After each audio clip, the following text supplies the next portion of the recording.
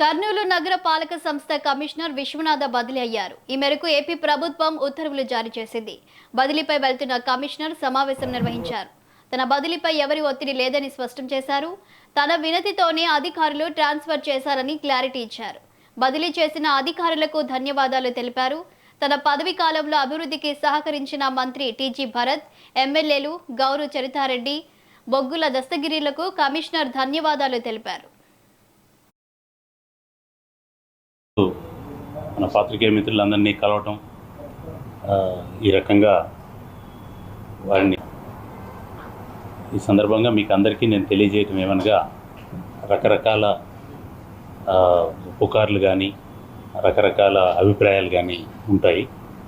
కాబట్టి వాటన్నిటికీ అవకాశం ఇవ్వకూడదు అనే ఉద్దేశంతోనే మీకు తెలియజేయటం జరుగుతుంది.